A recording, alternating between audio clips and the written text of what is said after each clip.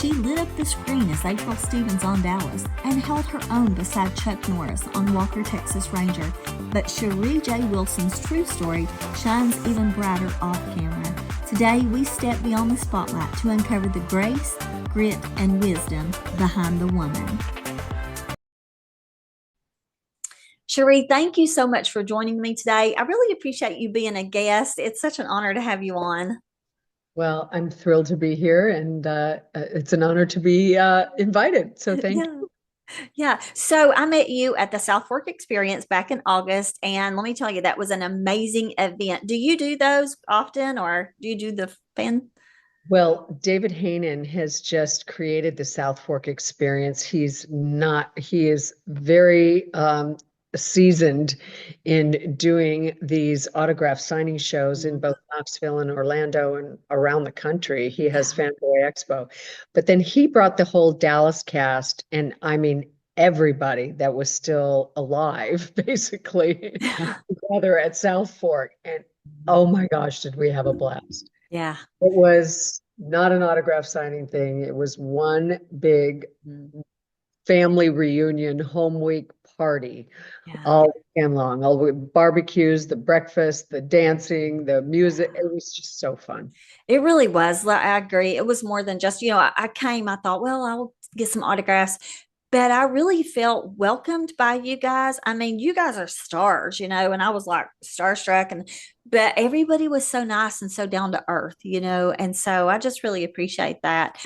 So your character, April Stevens, when they first brought, like you said, he said he would try you out for a few episodes. So when he first brought her on, she was scheming. She was the scheming ex-wife of Jack Ewing, the cousin of Bobby and JR and Gary.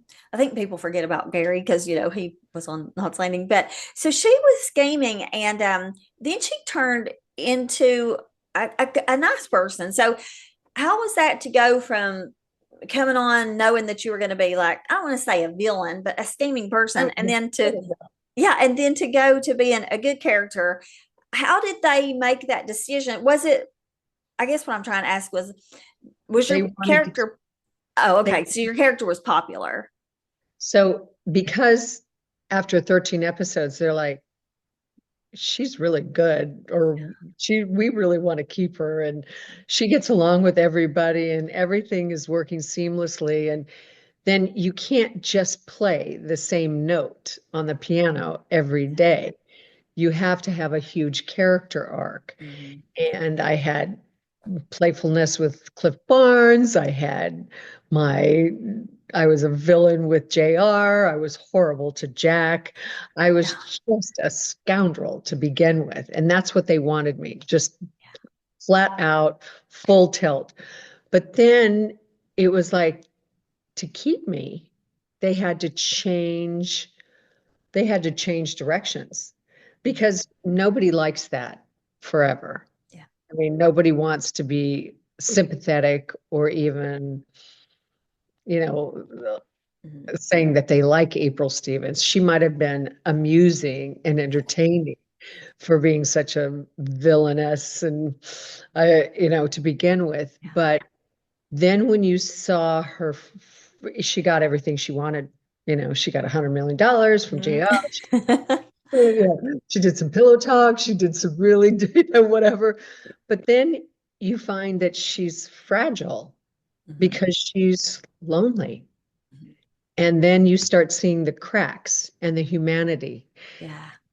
That's the point, the turning point, where the writers were really kind enough and gracious enough to me to start creating that whole character change, where I could become worthy of the good guy, Bobby. He was the saint on the show. And for Bobby and April to fall in love in the magical fairy tale way that we did was, oh my gosh, it was a true dream come true for me as a person, to go to Vienna and Salzburg and Moscow and then go on a honeymoon in Paris. And I mean, we traveled the world Wow. besides just going to Dallas. Yeah. Um, They had the and budget. I They got did. very lucky, and I count my lucky stars and my blessings for all of that. Yeah. And then I did read this that the reason that you left because your character really like, man, that was like shocking and horrible. But the reason you left was to be a stay-at-home mom, or like I don't know if a stay-at-home mom, but like you had a family at the time, right? A small child. I married Bobby Ewing when I was 8 months pregnant. Oh, okay. I Wow. had not planned my pregnancy, but I went on a European, very long trip. Um, Half of it with Larry Hagman, my Hagman, Oh, and wow. friends. We sailed the Greek Isles. Then my husband and I went to Italy, and we just went through Rome, Florence, and Venice. And then I went to Germany for work, and I came home and never got over my jet lag. So that was like, oh, surprise. But I was working back to work, you know. Um, and so when I actually married Bobby on the show, I had the biggest bouquet of flowers cut out, and underneath was the biggest baby bump. And this last weekend, I got home last night from Asheville, North Carolina. My Oh, son and wow. my daughter-in-law are pregnant with their first baby Oh my boy. goodness. Oh my And gosh. so I got to relive all the things about Mom, we're trying to figure out how many months Lauren's going to have off for her maternity leave and this Um, and that. How much time did you have off? well, Well, you were 5 weeks old when I had to take you on a plane to Paris to shoot 5 weeks in Paris to yeah, end my character. yeah. And I said, so you were 10 weeks old when we left Paris. You'd spent half your life in America and half your life in Oh, France. You had the well, littlest passport, and I had to hold your eyes open oh, just to get you to have an open eye passport at 5 weeks because we wow. lived. That, oh my But goodness. I said I took 2.5 years off to be a Yeah, full-time. And yeah. I told Leonard, kill me off in grand fashion. I'm never going to be a first-time mom ever again. And I said, I don't want to just go out like milk toast. I mean, I like, oh, she just disappeared. Yeah. You know, and If you're gonna do it right. was, okay. So he didn't really even tell any of us what he had up his sleeve. Wow. We just went on the honeymoon for Paris, and we were having fun shopping in Notre Dame and the Eiffel Tower and this and that. And it was all romance and sunshine until he says, oh, in this scene, you're going to get kidnapped. I Oh, said, yeah. oh, Mhm. okay. So the kidnappers are going to do it. And I was like, and it wasn't until I had my beautiful dress on and they were delivering me from my kidnappers did they said, okay, squib her. And I was like, they had to squib me with all the blood Mhm. bullets. Yeah. Oh, you're going to be machine gunned down today. Yeah. Oh, you really took me serious. Yeah, and I thought that was a little much. Like, Question. yeah, I was like, oh my gosh, because Oh, and then poor Bobby has to witness that, and then and then he picks you up. And what I was gonna say, like, because I watched that scene again the other day when I was just trying to, rewatch some stuff, and I was like, I'm gonna ask her, how do you do that? Like, you're just like, and you're just, I'm like, I would have to be going. I don't know how you do that. I get that's a good actress, so you could do that, but I would just be like, have you what? ever had to hold your breath? Not you just take a deep Yeah. and then so very slowly do you let the air out until you can't breathe any longer. And Oh wow. you're like, you go. So you said you were in Asheville, North Carolina. You're close. You were close to me. I'm only like an hour and 15 minutes from there. I Yeah. know Yeah. because So, David Hayden, does the Knoxville show. yep. Um, and I had so much fun there, and I loved Knoxville. I'd never Yeah. spent time there. Oh, Their little town square is so yeah. charming. Listen. It is a pretty town, but I absolutely despise having to go to Knoxville. That traffic on I-40, I hate it. And that's where we're getting the new studio. And I was like, he goes, Adam goes, is that okay? And I said, well, I guess it has to be because we have to have a studio. But I was like, oh my God, because I only go to Knoxville if I have to, like for my Botox. I have to get Botox there. And then, if I was to have like some weird doctor's appointment, that's the only time I go. I hate Knox. I mean, I hate the traffic. I'll put it that way. And it is like one of the You live in fastest. Los Angeles, you don't know It, traffic. yeah. Oh, listen, the last time I was there, is it the 405 or the four something? 405 It's back to back, bumper to bumper for hours, and for I was just like, yeah, so hours every yeah. day, all night, never changes. Yeah. So But that's why it was like, bye-bye, go to the house. so let's transition a little bit to okay, Walker, Texas Ranger. You played the district attorney, Alex Cahill on Walker, Texas Ranger. That me and my son's dad, I think we were married years ago for 23 years, but my son was one when that started coming on. And we used to watch that. Me and my husband at the time, we loved that show. My brother-in-law Brent, he loves you. He was like, "Tell her I said hi." Okay, and so yeah, so he still watches it like it reruns. I think it's on Tubi or Tubi. It's I think. on I think it's on Heroes and Icons. It's on Get TV. Mhm. It might be on Tubi. It might be on Freevee. I know we were on 4 times a day. Wow. I mean, and this is what, 25 years later? Yeah. Yeah. I think Um, it's on Hulu as well. I'm not sure. I think so. I'll have to I look, double check. You might be right. I need to call SAG and say, where are my Or residuals? text. Yeah.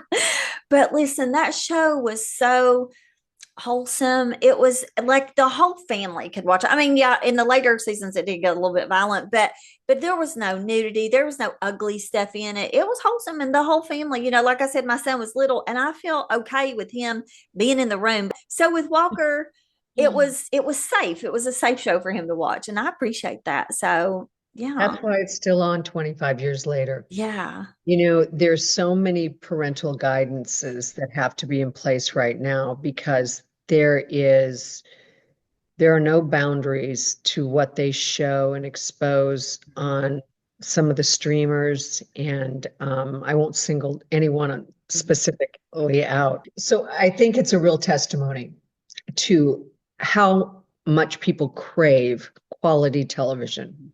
They want good morals and values. They want a message that is something that is there for the whole family. And I don't care if you're 6 or you're 60 or you're 86, all the whole family could watch our show.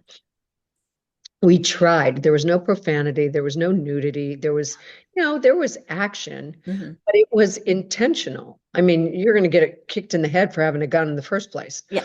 Sorry. Right. But it really shows you how good versus evil, people want to tune in to have a happy ending where the bad guys have consequences Yeah. and they really do, go to jail. And Mm-hmm. it's not just, watching the news is terrifying enough half the time. It is. Except recently, I'm very happy about what's happened with hostages and this peace. Yeah, I me will too. just throw that out there. I am Yeah. so proud to be part of this. Let's choose peace and love and kindness for a while and stop this division. So that's my big political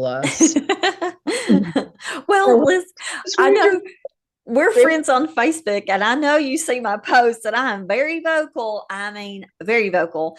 But I can't help it. I talk for a living, and that's what I do. And so I'm just like, wonderful. I just, even I've had some friends go, "Hey, I think you're pushing it." And I'm like, I don't think so. But if I feel like I am, I'll stop. But I just feel like that I'm on the right side of history right now. And, I just feel like we deserve to live in a country that's safe or a world that's safe, A world So, that's safe yeah. because we could be safe in our own little bubble here, but if everybody else is blowing each other up, Yeah. sooner or later, we're going to Yeah. get it too.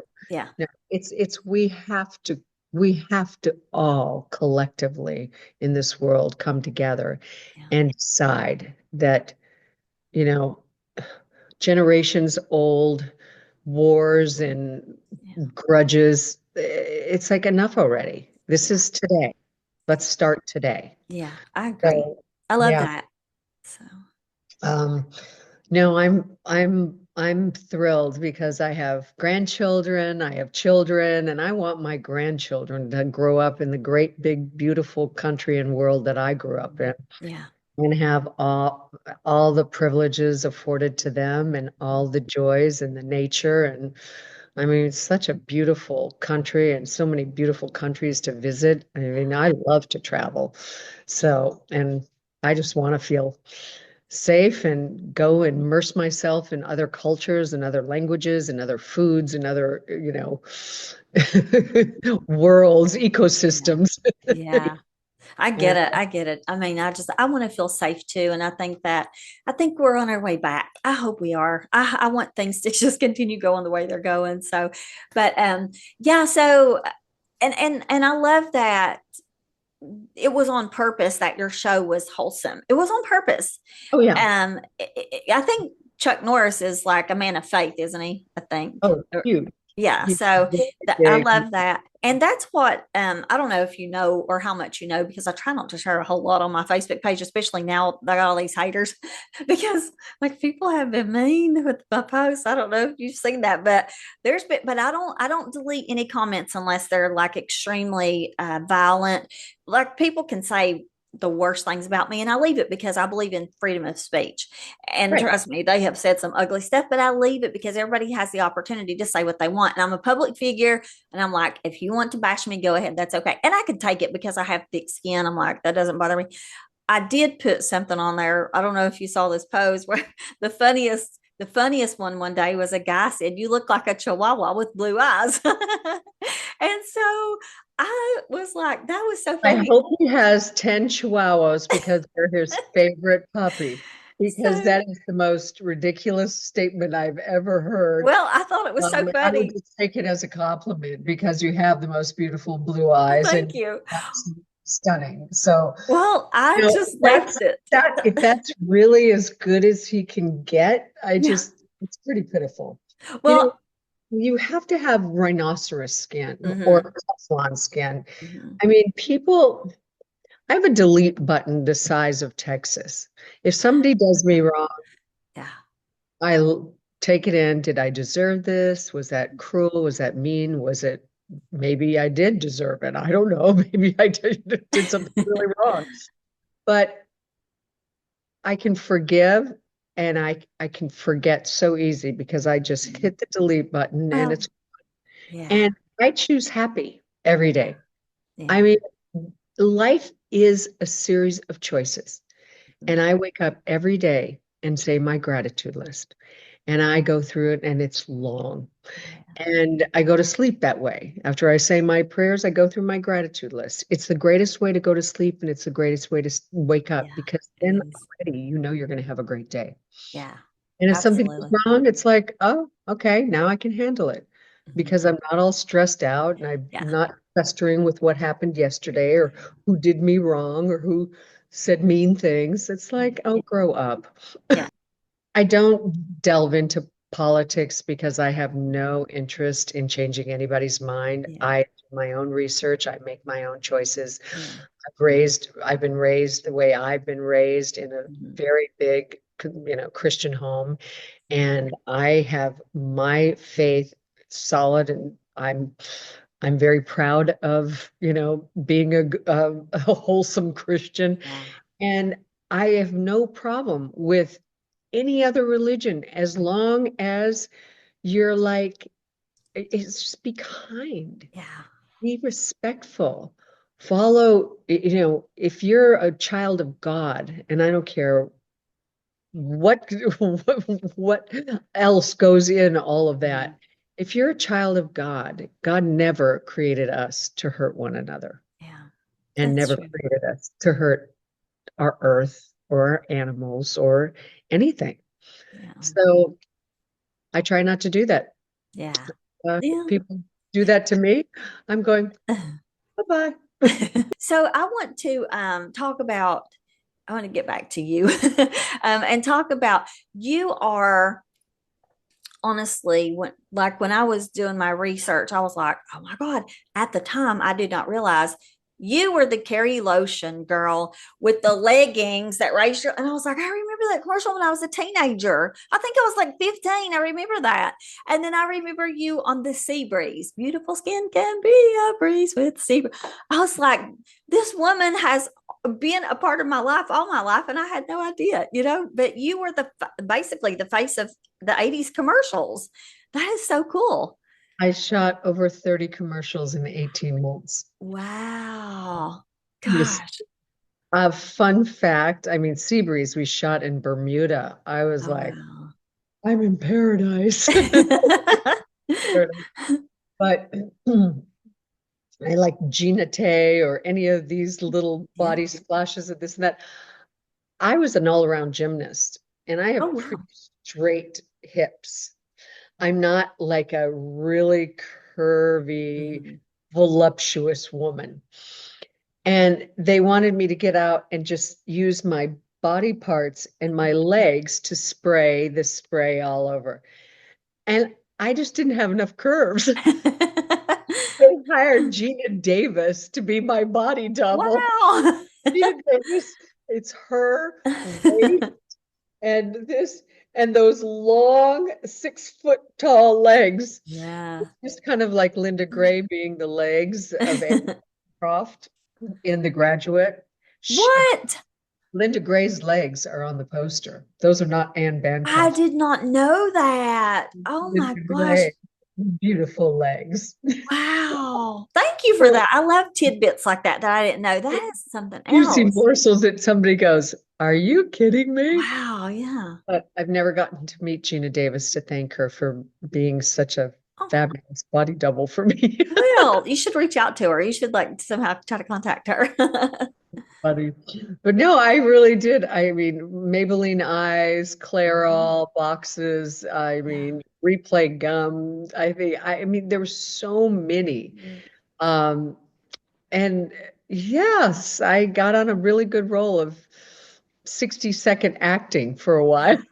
So, how does it feel? Like, I cannot imagine, like, I'm just trying to leave my little mark in the world, and I can't imagine being able to look back and go, I mean, you have to be so proud of your work. Is you like the commercials and then Dallas and then, Walker, especially. I mean, how does it feel to know that you've left an impact on a generation, like on me too, like, how does that feel? You have to be proud.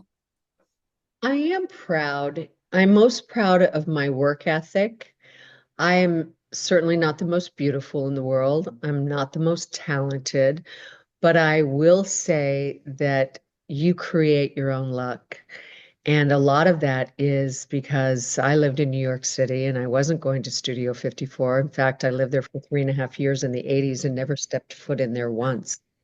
And I was the girl that got up and went and walked and took the subway and took the buses and this and that and went to every audition. And I was there at 9 o'clock in the morning when some of the girls were just coming out of the bars at 4. Yeah. So I think that there is a lot that I'm proud of, and it's mostly my work ethic. And I love what I do. I never really wanted to be famous. That wasn't it. I knew that it came with the territory, and you had to hire a publicist for a while. But once I had a child, I was like, I could care less if I was famous or not. I was already on Dallas and this. Mhm. And when Luke became 2.5, I thought, well, I still want to work. I'm, 30, 34 years old. I'm like, so I threw my hat back in the ring and I got this movie with Chuck Norris in shooting in Israel. Never met him before. But before I went to the movie, CBS brought me in because they were going to do a mid-season replacement for this Texas Ranger show, and they needed an assistant district attorney. And they didn't even have a script for it yet. because I auditioned for it in September before I left for Israel in October. So I remember they just CBS called me in house, and they put me on tape reading old LA Law or Law and Order scripts. I wrote lawyer scenes. Uh-huh. And I mean, I show up prepared. I know my lines. I know my characters. As I said, I don't know if I'm the most talented. I know I'm not the most beautiful. I know there's so many people that are just, I watch them and I go, I could never do that. I Wow. could never do that. They're so brilliantly talented. They have more talent, in their pinky than I do in my whole body. But I work hard at my craft, and Mhm. I really love people, Yeah. and I love life. And I have this infectious desire to consume as many life experiences as Wow. possible. Yeah. And once I had Luke, I thought I'd never work again. But then when I got Walker, I did say to my agent, I got this movie and I'm taking a 2.5-year-old to Israel. Okay. 3 months with a 2.5-year-old in a hotel room in Tel Aviv at the Dan Hotel, bringing my mom to make sure he's safe and this and Yeah. that. I said, okay, I only want to do television now. I only Wow. want to be home. I want to go to work. I want to come home. And while I was on the set of this movie, um, Chuck came in one day and he looked like the cat that swallowed the canary. And I'm like, what? What?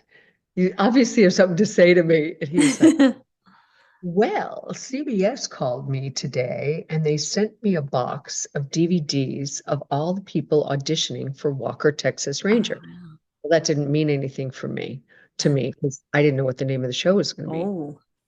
And he said, it seems that they have this girl for the assistant district attorney named Sheree J. Wilson in Oh, first wow. place. And they want me to approve her or not approve her. Oh, wow. I said, you're the Texas Oh Ranger? my gosh. That show that starts in January?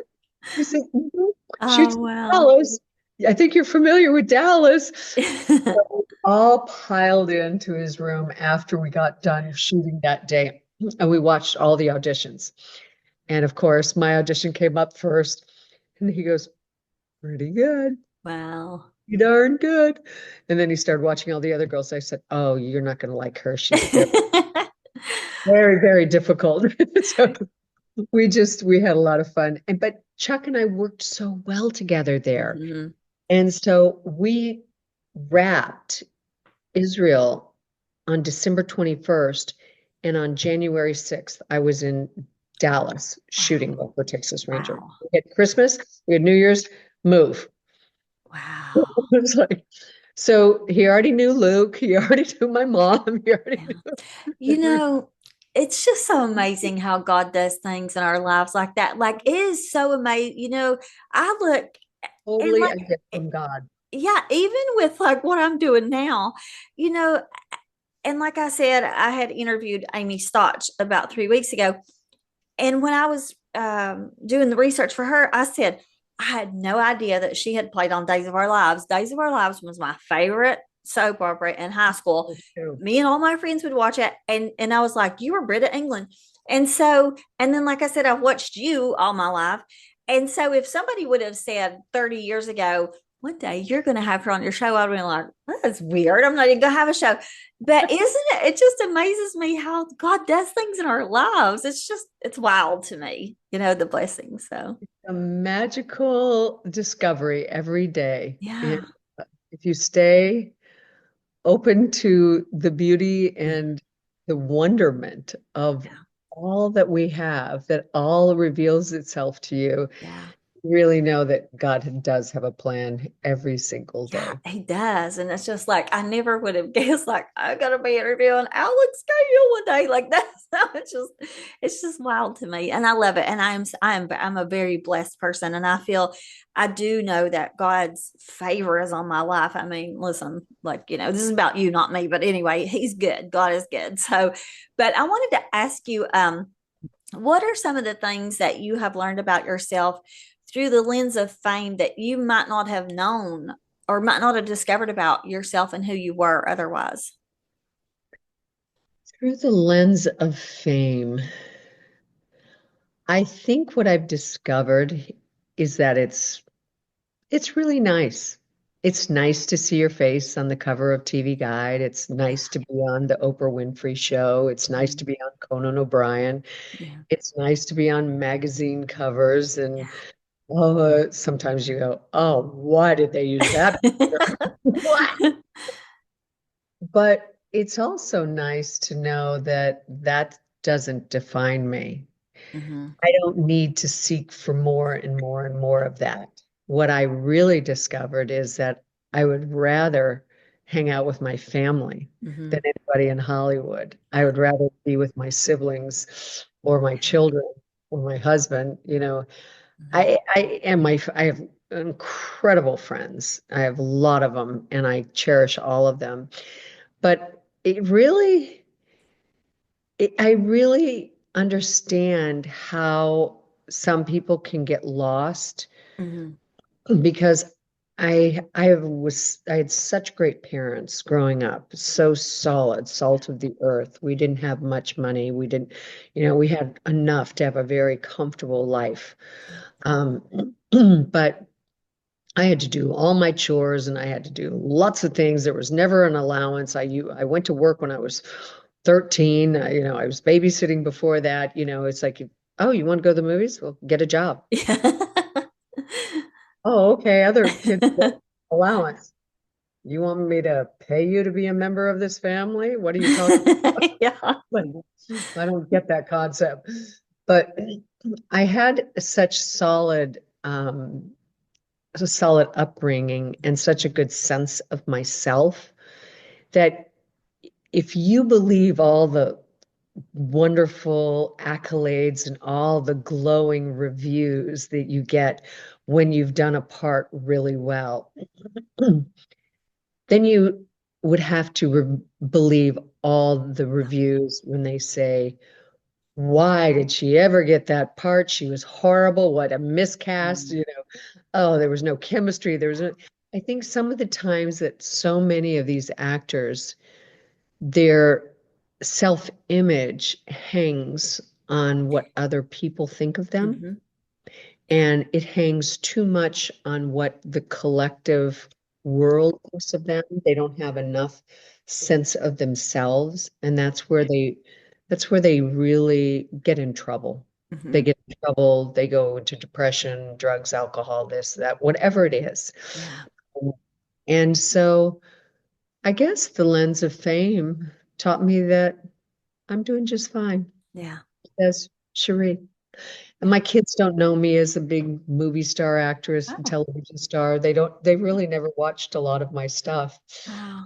Um, they get, they're like, what's it like to have her as your mom? They go, it's just our mom. What are you Yeah. talking about? And they, they don't really, they said, they might watch it now that they're adults. Mhm. They said Yeah. it'll be funny and fun for them. Yeah. But as a kid, I mean, one guy came over to our house and he said, "Oh my gosh, your mom is hot." And I thought my eldest son was going to punch him out. He goes, "Your mother you're talking about. Get out of my house." Yeah. You know, So, I don't think my sister and my son, they've never read my books. Like my last three books were children's books. They've never read, but your family just don't look at you like, I don't, I called my sister the other night and I said, "Did you watch last week's show?" Because last week we premiered, the network premiered season 2. And I said, "Did you watch my show last week?" And she goes, "No." And I called her a couple days later and I was like, "Did you watch it?" She goes, "No, but I'll go do that now." And I was like, "Okay, thanks, Lisa." But she just does it. I mean, and I'm not a big deal or anything, but it means nothing to my sister that I own a network, that I have my own show, that I write books. It's just like, she's just my sister. And that's good, though. That's good. But that is healthy, I think. Yeah, it is. You know, if you get put up on a pedestal, you Mm-hmm. know what's going to happen? Mm-hmm. You're Yep. going to get knocked off that Yeah. pedestal. Yeah. And I made a Facebook post one day and I said, if you live for the applause of mankind, you're going to be disappointed when they stop clapping. You're not going to survive when because people will applaud you for so long and then they're going to move on to somebody else. And if that kills you, if you get your validation from that, you're not going to survive. So you have to know who you are in God, and you have Right, to know who you are as a person, and you got to right. feel good, because you're not always going to be number one. So You need to know what applause you're going for. yeah, exactly. Yeah. And also you said that your parents, you were raised in a really healthy home and stuff, and you had to babysit and earn money to go to the movies. And that's probably what gave you that good work ethic you were talking about a few minutes ago. Yeah, my dad, I mean, I wanted a new bike. He said, "Okay, let's go." And I was like, "That easy? Oh my gosh, this is easy." We went to the junkyard. We found a frame. We found some tires. We found the spokes. We found the little handlebars that I wanted, those little stingray Yeah. handlebars. And he was like, "Okay, let's go build it." And he Wow. made me build my own bike Wow. and taught me how to build that. You Yeah. know, we went fishing. We caught our own dinner. We were trout fishing. You build a fire, go, I learned how to camp. It's survival instincts too. Yeah. And both my parents grew up on farms in Minnesota and Iowa. And I grew up with animals and loving animals and horses. And my dad bought my sister and I horses, and we Mhm. rode every single weekend. Oh, We wow. had to take care of, we had to, Mhm. shovel out Yeah. the farm. It was like there was nothing that, he had two girls, and he didn't get a boy till for 10 years later. So he treated us basically like we were both boys Yeah. in terms of, you know, work hard, this, that. My dad was, he was Army and Air Force, so he had a Oh, very, strict. and on the farm, you have to milk Mhm. the cows at 4 in the morning and 4 in the afternoon, Mm. and you can't be 5 minutes late, and you Yeah. can't be 30 minutes late. You Yeah. have to be punctual. Mhm. And so there's a lot of discipline that he instilled in me and my siblings and in our family, and Yeah. I'm eternally grateful for. Yeah. And that helped you to not go to the bar, and it helped you to be at 9 o'clock, auditions, and you I probably was got the job because of it. fun and this and that. Hey, those that could have gotten it but Mhm. couldn't roll out of bed, Yeah. too bad for you. Yeah. So, I was going to ask you and you basically just answered it, but my next question was going to be, what keeps you grounded in an industry that pulls people in? All these, like, listen, like, I'm not trying to bash Hollywood. I'm not, because I love movies too, just like everybody else. But, Yes, right now, I'm especially, sorry. it I seems think like we're finding out so much in the last 10 years that's went on in Hollywood that's shocking. I'm like, oh my gosh. So I guess because you did have that good background, that good, childhood that kept you. I had I had two guys in my career, two people. One guy, "Oh, honey, I can make you a star." Like, does that work for you? You can't make me a star. Nobody can make me a star except for me. Yeah. Bye-bye. Wow, I love that. Like, ridiculous. I mean, the things with come-ons, the this, that. I had a very firm Yeah. grounding. And I would remind them, be careful, dynamite comes in small packages. Yeah. And that was even before I knew Chuck Norris. Wow. I love that. So, I but love that. I stayed grounded in Hollywood because I stayed rooted in first of all, my faith, number one, and nature, number two. I spent my whole life riding horses into the foothills of Colorado and hiking and skiing and biking and, running track and field and cheerleading and pom-poms. I was always an athlete and I've always stayed an athlete. And I moved to the beach the minute I got to Hollywood. I'd run soft sand. I just loved everything about nature.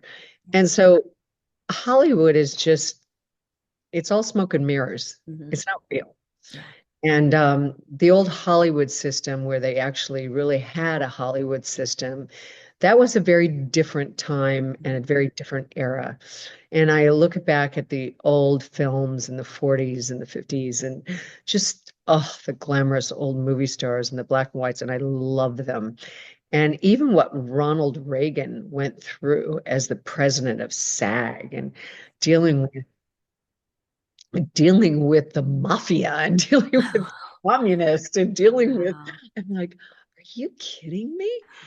And so I think every generation has had its own issues with whatever was going on in the world and the world's problems, but Hollywood's gotten a little sick as far as I'm concerned. And I think that they've pushed the envelope so far beyond what is acceptable and normal in a lot of arenas. Yeah. And it's just frankly offensive and not interesting to watch. Yeah. So I don't. So I had it when it was good. Yeah, That's I all I agree. They have, and some of the stuff that we see, and like I said, I don't want to get political, and I don't even want to because listen, you can vote for everyone, you can live however you want. Like I love everybody, I love everybody. You don't have to live like me, you don't have to believe like me to be my friend. right. But there are some things that I just put my foot down and go, no, that's a little too far. And when I see things that are targeted toward children, Oh, that's what you know gets my gets me no. up on my hind legs. I'm like, Well, that is the boundary that cannot be crossed. yeah, So I yeah, feel very much the same as yeah, you. yeah. So, because listen, adults, you can make your own choices. If you want to watch something that's completely vulgar and ungodly, go for it. You're an adult. But when people are making stuff for children, that's ungodly. That's why I'm like, no. So, but I want to kind of switch gears a little bit. So, you're not only an actress, but you're also a producer. You produce Yes, I movies. produced. Yeah. I got invited to produce Easy Rider, The Ride Back with my Hmm. friend who acquired the rights. It was a Yeah. whole labor of love. It was independent filmmaking at its most Mhm. difficult. Go raise $400,000, go out and shoot. Go raise another 400,000, go out and shoot. Go Yep. raise money, go out and shoot. It was like years of it was such a valuable lesson Mhm. in resiliency and Mhm. being tenacious. And I wouldn't recommend it. It's not for the faint of heart. Yeah. Oh, But trust me. Listen, I know. Being on this side of owning a network, and we have 12 shows on, it's up to me to raise money. I own it. I have to raise the money, and so to ask for it. And I've tried to strike up a deal with the local convention center last week, and then I'm trying to get in touch with Bush's Beans because their headquarters is here to partner with them. And I'm like, it is hard. It's hard to raise money to produce stuff, and everybody's like, don't use your own money, but I'm like, I have to right now. But that's the hardest part, is producing. But do you like to act out other people's stories better, or do you like the producing side where you tell the stories? I like both. I love wearing a bunch of hats. Mhm. I have been, as a producer, I raised the money. Mhm. I did all the casting. I read with all the actors. I could tell if somebody was engaged as an actor or if they were just completely faking it and disconnected. It was great to cast, in the Gundown and in, Easy Rider and all of the different films and stuff, the things that I have had a small hand in producing.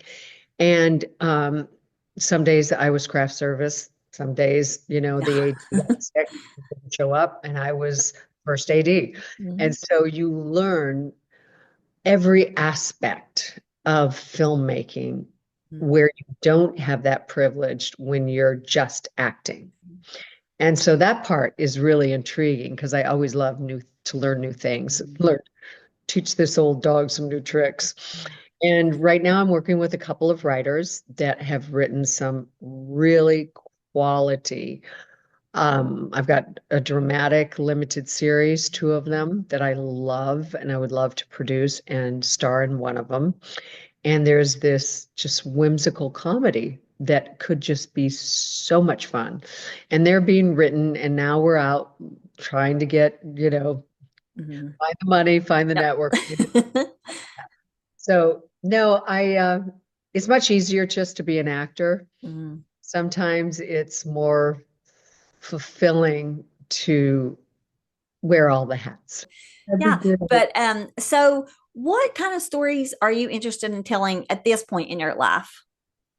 Um, well, it's very interesting. One of the stories that I've got that I would like to produce and probably not star in because there's not a age appropriate role for me. It's really about an uplifting story about human trafficking, if that can be. It's a very timely subject, but Mhm. it's about human trafficking, and it's written from the perspective of a teenage girl who gets put into the world of, they sold her, and Yeah. and it goes internationally, and it's a very, very interesting Wow.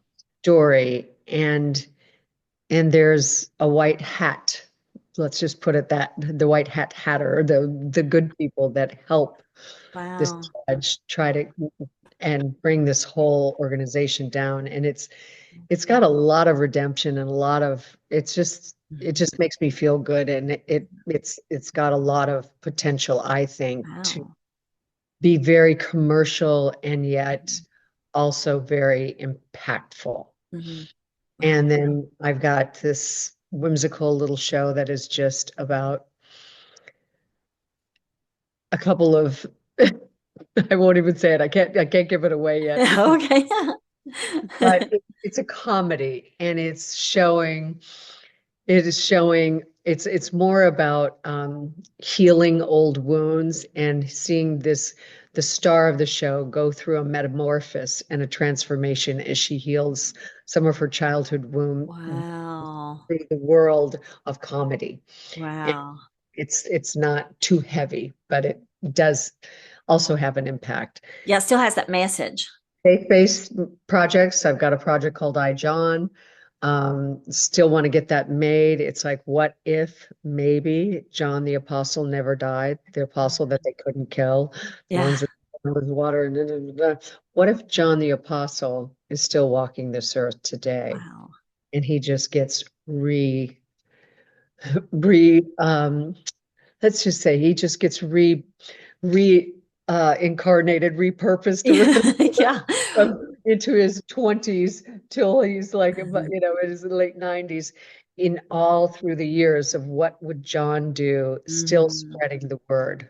And Wow. so I have lots of spiritual, I have lots of dramas, I've got a very hard, tough subject matter that we're still trying to get made called The Truthsayers. Um, I have a wonderful, brilliant writer that's written that. She may direct now, so going to be looking for stars. So lots of balls in the air and lots Yeah. of things brewing still. Good. So I want to ask you this before we go. If you could act with anybody now who's living before you retire, who would that be? Oh, Anthony Hopkins, Wow. Ray Lewis. Um, wow. I just so respect just the immense talent Yeah. that is there. It's just that's the ones that just blow my Yeah. mind. Wow. Those are good choices, especially Anthony Hopkins. Wow, he's something else. He gets into every role he does. So Sheree, thank you so much for being a guest today. Like I said, I have, been a fan of yours all my life, even before I realized who you were, like before in the 80s with the commercials, before I realized, hey, that was Walker, Texas Ranger Alex Cahill. So I just appreciate you taking time out to come on and yeah, just thank you. Thank you so much. It's been so fun talking to you and love your show. Oh, thank Keep up the you. great work Oh, and thank you. go get that new studio. Yeah. Thank you guys for watching today. I know you have enjoyed Sheree J. Wilson just as much as I have. And like we said earlier, you can find Walker, Texas Ranger on Hulu, Tubi, all the places, just on all your streaming platforms, probably. So tune in again next week for another great episode. And remember to always dream big because big dreams do come true.